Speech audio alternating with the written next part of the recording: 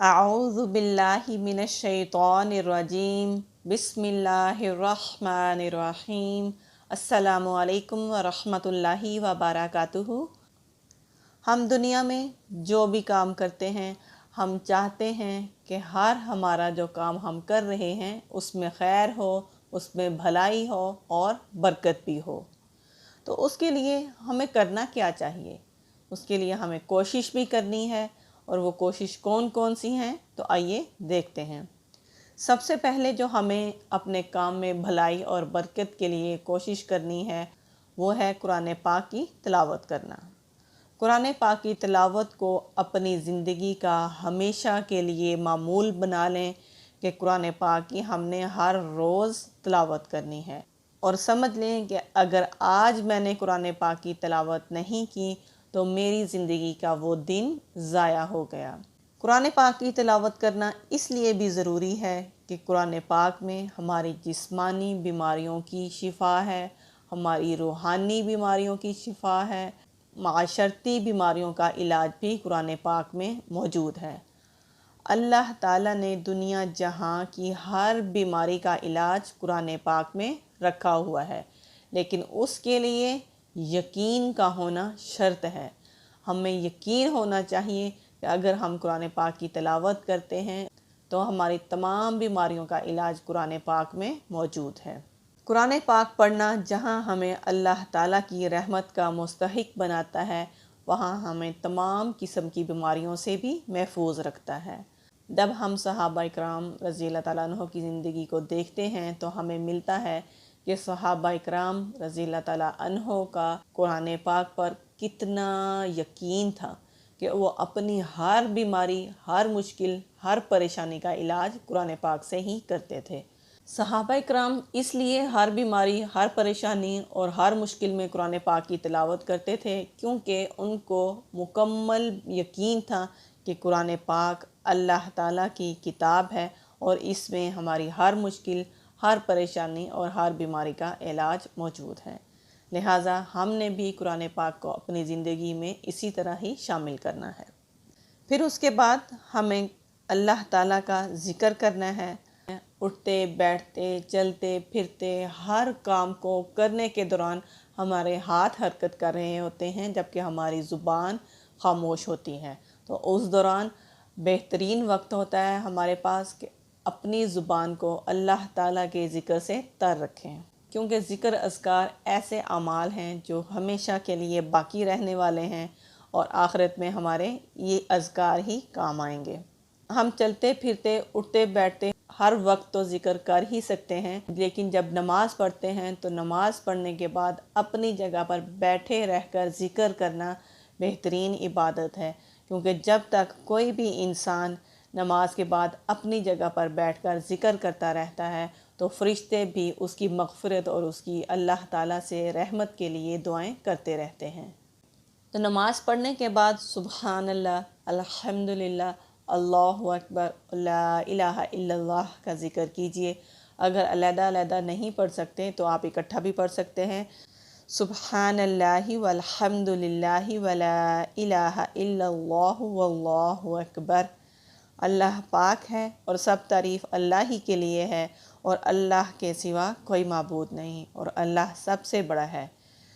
ابو ہریرہ رضی اللہ تعالیٰ عنہ سے روایت ہے کہ رسول اللہ صلی اللہ علیہ وآلہ وسلم نے فرمایا، ان کلمات کا کہنا میرے نزدیک ہر اس چیز سے محبوب ہے جس پر سورج طلوع ہوتا ہے۔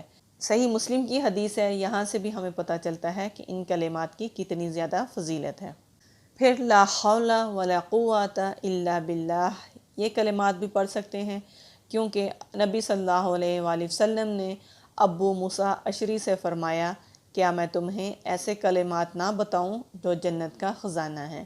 ان کلمات کا ذکر کرنا بھی اپنا معمول بنا لیجئے۔ یا حی یا قیوم برحمتک استغیث، ان کلمات کو پڑھنے کی بھی نبی صلی اللہ علیہ وآلہ وسلم نے تلقین فرمائی ہے۔ اے زندہ، اے قائم رہنے والے، میں تیری رحمت کے ساتھ مدد طلب کرتا ہوں۔ استغفر اللہ العظیم الذی لا الہ الا هو الحی القیوم واتوب الیہ۔ استغفر اللہ العظیم بھی پڑھ سکتے ہیں اور استغفراللہ الذی لا الہ الا هو الحی القیوم واتوب الیہ، اس طرح بھی پڑھ سکتے ہیں۔ ان کلمات کی بھی بہت ہی زیادہ فضیلت ہے۔ استغفار کے بارے میں علیحدہ سے ویڈیو اپنے چینل پر اپلوڈ کر چکی ہوں، اب وہاں پر جا کر بھی دیکھ سکتے ہیں کہ ان کلمات کی نبی صلی اللہ علیہ وآلہ وسلم نے کتنی زیادہ فضیلت بتائی ہے۔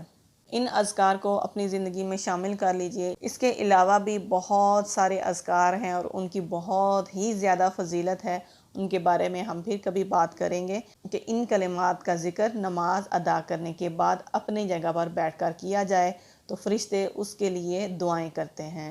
تو سبحان اللہ، ہم نماز ادا کرنے کے بعد بھی ان کلمات کا ذکر کر سکتے ہیں، اور ہمیں چاہیے کہ ہر وقت چلتے پھرتے اٹھتے بیٹھتے ان اذکار سے اپنی زبان کو تر رکھنا چاہیے تاکہ ہمارا اللہ بھی ہم سے راضی ہو جائے۔ نبی صلی اللہ علیہ وآلہ وسلم نے فرمایا، جو بھی ذکر کرتا ہے تو اللہ تعالیٰ اس کی تمام مشکلیں دور فرماتا ہے۔ اور آپ صلی اللہ علیہ وآلہ وسلم نے فرمایا، تمہارے ہر عمل سے زیادہ اجر والا عمل ہے کہ ذکر کرنا۔ لہٰذا ہمیں نبی صلی اللہ علیہ وآلہ وسلم کی حدیث سے بھی یہ پتہ چل گیا کہ ذکر کرنا تمام عمل سے زیادہ اجر والا عمل ہے، تو یہ تو ہم ہر وقت کر سکتے ہیں، اس لیے ذکر کرنا بھی اپنی زندگی میں معمول بنا لیجئے۔ نمبر 3 ہے عصر کی نماز سے پہلے، یعنی کہ فرض ادا کرنے سے پہلے 4 رکعت پڑھنا۔ یہ بھی نبی صلی اللہ علیہ وآلہ وسلم کی سنت سے ثابت ہے۔ آپ صلی اللہ علیہ وآلہ وسلم نے فرمایا، جو یہ 4 رکعت پڑھتا ہے وہ اللہ کی رحمت کا مستحق ہو جاتا ہے۔ نمبر 4 ہے رات کے وقت تہجد کے لیے اٹھنا۔ نبی صلی اللہ علیہ وآلہ وسلم نے فرمایا، جو شخص رات کو تہجد کے وقت اٹھتا ہے، اپنی بیوی کو اٹھاتا ہے، پھر وہ دونوں اللہ کے سامنے کھڑے ہو جاتے ہیں تو وہ اللہ کی رحمت کے حقدار ہو جاتے ہیں۔ سبحان اللہ، تہجد ادا کرنا بھی ایک بہترین عمل ہے، تو کوشش کیجئے کہ تہجد بھی ادا کر سکیں۔ تہجد کو ہم کس طرح اور کس وقت ادا کر سکتے ہیں، اس کی ڈیٹیل پر ہم پھر کبھی بات کریں گے، لیکن یہاں ہمارے لیے اتنا جاننا ہی ضروری ہے کہ تہجد کی نماز ادا کرنے کی بھی بہت ہی زیادہ فضیلت ہے۔ تہجد کی نماز ادا کرنے کی وجہ سے ہمارے کاموں میں اور ہمارے وقت میں بھی برکت ہوتی ہے۔ نمبر 5 ہے لین دین اور خرید و فروخت کے معاملات میں نرمی اختیار کریں۔ نبی صلی اللہ علیہ وآلہ وسلم نے فرمایا کہ کاروبار میں نرمی کرنے والے کو اللہ تعالیٰ رحمت عطا فرماتے ہیں، لہٰذا لین دین اور کاروبار کے معاملات میں بھی ہمیشہ نرمی کا معاملہ رکھیں۔ آپ صلی اللہ علیہ وآلہ وسلم نے فرمایا، تم کوشش کرو اور ہمیشہ اللہ سے مانگو، وہ تمہیں کبھی بھی مایوس نہیں کرے گا۔ یعنی کہ جب لوگوں کے ساتھ نرمی کا معاملہ رکھیں تو پھر اللہ تعالیٰ سے مدد مانگیں۔ نمبر 6 ہے اپنی اولاد سے محبت کرنا۔ اپنی اولاد سے محبت کے کون سے طریقے ہیں؟ اپنی اولاد سے محبت کا بہترین طریقہ یہ ہے کہ اپنی اولاد کو دین کی تعلیم دلوائی جائے، تاکہ ہمارے دنیا سے جانے کے بعد بھی وہ ہمارے لیے دعا کر سکے۔ آج کل ہم انسان دنیا کی تعلیم میں اس قدر غرق ہو گئے ہیں، اپنی اولاد کو دنیا کی بہتر سے بہترین تعلیم دلوانے کی کوشش کرتے ہیں اور وہ اولاد ایسی ہوتی ہے کہ ماں باپ کے دنیا سے چلے جانے کے بعد ان کو اپنے والدین کے لیے دعا مانگنی بھی نہیں آتی۔ تو یہاں پر یہ سوچنے کی بات ہے کہ ہم نے پھر اپنے لیے کون سا نیک عمل چھوڑا ہے۔ اگر ہماری اولاد نیک ہو تو ہمارے دنیا سے چلے جانے کے بعد وہ ہمارے لیے دعا کرے گی، تو قیامت کے دن ہماری اولاد کی دعا جو وہ ہمارے حق میں مانگتی ہے وہ ہمارے نامہ اعمال میں پہاڑ بن کر ہمارے سامنے آ جائے گی۔ تو یہاں سے ہمیں یہ پتہ چلا کہ ہم نے اپنی اولاد کو دنیا کے ساتھ ساتھ دین کی تعلیم بھی ضرور دلوانی ہے، تاکہ ہماری اولاد اپنے لیے بھی بہترین اعمال کر سکے اور ہمارے لیے بھی صدقہ جاریہ بن سکے۔ اولاد کو ایسا علم سکھائیے جو دنیا میں رہتے ہوئے بھی اولاد کے لیے بھی روشنی اور خیر کا باعث ہو اور دوسروں کے لیے بھی بہترین خیر کا باعث بنے، اور ہمارے دنیا سے جانے کے بعد بھی ہمیں اس کا نفع حاصل ہوتا رہے اور ہماری اولاد ہمارے لیے دعائیں کرے اور ہمارے لیے صدقہ جاریہ بن جائے۔ یہ بہترین طریقہ ہے اولاد سے محبت کا کہ اولاد کو دین کی تعلیم سکھائی جائے۔ آج ہم سے بچوں کی ذرا سی بیماری برداشت نہیں ہوتی، تو اگر ہم اپنی اولاد کو دین کی تعلیم نہیں دیں گے تو قیامت کے دن ہم اس کو تکلیف میں کیسے دیکھ سکیں گے؟